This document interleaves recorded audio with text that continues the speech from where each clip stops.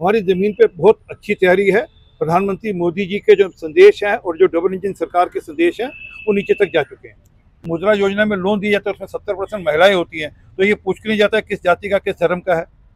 उनके डोमेन में ही नहीं है। ये पार्लियामेंट का बिल है, ये कोई स्टेट का बिल नहीं है।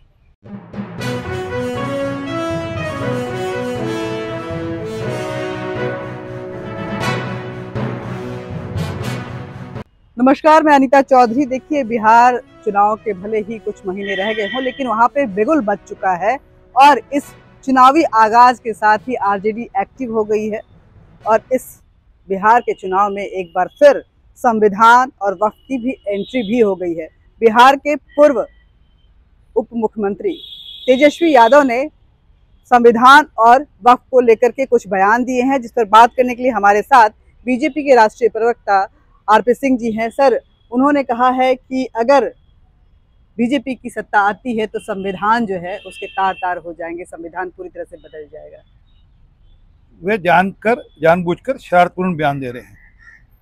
प्रधानमंत्री मोदी जी ने पिछले साल अप्रैल के महीने में शोलापुर की एक सभा में बड़ी स्पष्टता से कह दिया था कि इस देश के संविधान में कोई भी बदल नहीं कर सकता।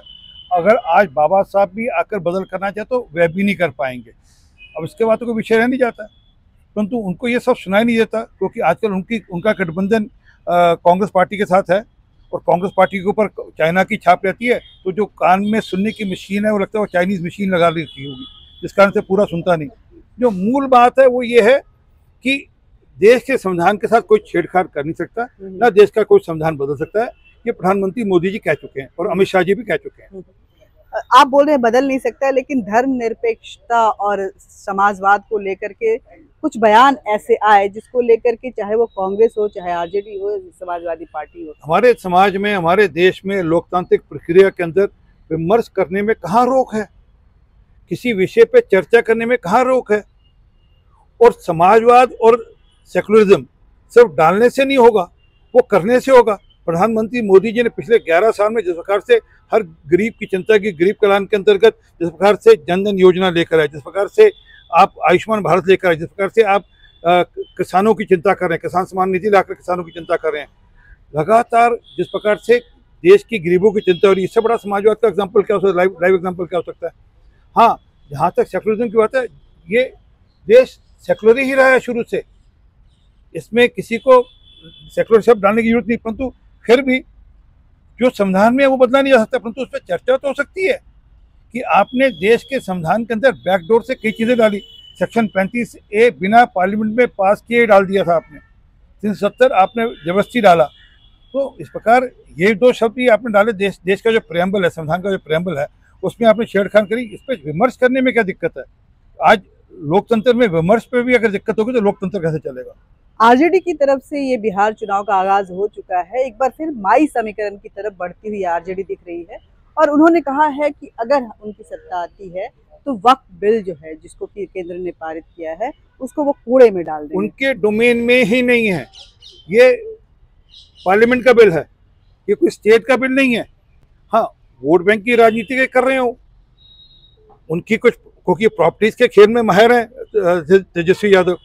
लोगों की प्रॉपर्टी लेने में, लोगों के नौकरी के एवज में बड़ी बड़ी प्रॉपर्टीज उनकी हथिया ली इन्होंने। तो इसलिए इनको लगता है वक्त रहना चाहिए, क्योंकि वक्त के अंदर जिस प्रकार से मामला चल रहा था, उस प्रकार से वक्त की प्रॉपर्टीज का मिसयूज हो रहा था, तो इनको वो समझ में आती बात, प्रॉपर्टीज वाली बात समझ में आती है, इसलिए ये वक्त पे पक्ष में बात करें।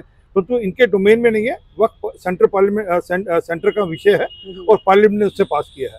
एक बार फिर मंदिर के मुद्दे भी जो है बार बार उठ रहे हैं। चलिए, वो कुछ भी उठाते रहे, कुछ भी विषय उठाते रहे। मूल बात है, राम मंदिर बनना था, राम मंदिर बन गया और हम सांस्कृतिक राष्ट्रवाद के पक्ष में हैं। ये हमारा स्टैंड बड़ा क्लियर है।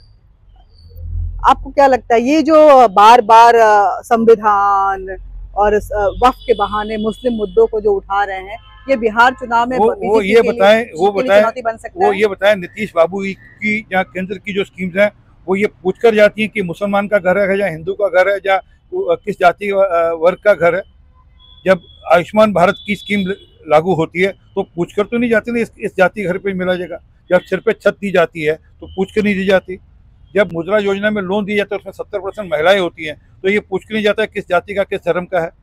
तो ये उनके लिए है सब, परंतु हम इस सबसे बहुत आगे चले गए हैं और आज बिहार के चुनाव का जो विमर्श है वो भी अलग है, वो उसी पर ही ये भी टिके रहेंगे। लेकिन आपको लगता है कि ये क्योंकि अभी तक बीजेपी की तरफ से वो गतिविधियां नहीं देखी जा रही है बिहार चुनाव में, तो क्या बीजेपी ले आएगी या एक बार फिर आरजेडी अपने हमारी जमीन पर जो तैयारी है वो उसका बारे में सोच भी नहीं सकते।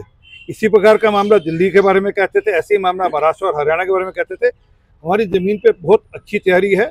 प्रधानमंत्री मोदी जी के जो संदेश हैं और जो डबल इंजन सरकार के संदेश हैं वो नीचे तक जा चुके हैं। लास्ट सवाल दलजीत दोसांझ को लेकर के एक बार फिर से कुछ विवाद जो है वो खड़े होने शुरू हुए। दलजीत दोसांझ को लेकर जो विवाद खड़ा किया वो गलत खड़ा किया। एक ऑर्गेनाइजेशन है, कोई फेडरेशन है, कोई एम्प्लॉयज़ की, FWVIC कुछ ऐसे नाम है, उन्होंने गलत किया। उन्होंने कहा कि दलजीत दोसांझ की सिटीजनशिप ले ली जाए।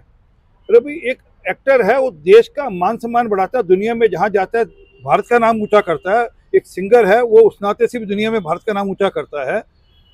अगर किसी फिल्म उसने काम किया जिसमें कोई एक पाकिस्तानी एक्ट्रेस थी, वो फिल्म पे प्रतिबंध लगा दो। लेकिन बार बार उसके लिए मैं कह रहा हूँ उस फिल्म पे प्रतिबंध लगा दो ना जी। उस फिल्म को आप किसी भी प्लेटफॉर्म पे मत आने दो। आप पाकिस्तानी एक्टर्स के लिए यहाँ पर प्रतिबंध लगा दो, समझ आता है। परंतु आप एक एक्टर की सिटीजनशिप लेने की बात करेंगे तो कैसे बात चलेगी। अभी इन दिनों टीवी शोज में एंकर्स अपने सामने पाकिस्तान के पैनलिस्ट बिठाते हैं, तो उनकी सिटीजनशिप लेने की बात भी कर लेनी चाहिए। लेकिन नसरुद्दीन साहब ही कूद गए। नहीं, नसरुद्दीन साहब तो वो कह रहे हैं कि मेरे पाकिस्तान में मित्र हैं, तो उन मित्रों को ये भी समझाना चाहिए कि वो आतंकवाद के खिलाफ बोलें। आतंकवाद पाकिस्तान में से जो आतंकवाद उत्पन्न होता है उसके खिलाफ भी कुछ बोला करें, अपने मित्रों को समझाएं। बहुत बहुत शुक्रिया आपका। देखिए, बिहार की आगाज आरजेडी की तरफ से तो कम से कम हो चुकी है चुनावी आगाज, और एक बार फिर ये जो मुद्दा है जाति के साथ साथ धर्म पे भी केंद्रित होता जा रहा है। संविधान एक बार फिर लग रहा है कि इस चुनाव का मुद्दा बनने जा रहा है, और इन सब के बीच में बीजेपी किस तरह से अपने आप को स्टैंड करती है। क्या आरजेडी के इस माई समीकरण में जिस तरफ बढ़ती हुई आरजेडी दिख रही है उसका तोड़ निकाल पाएगी बीजेपी, ये तो चुनाव आने के समय में देखा जाएगा। लेकिन एक बात साफ है कि तैयारियां आरजेडी की तरफ से जबरदस्त हो रही हैं। जय हिंद।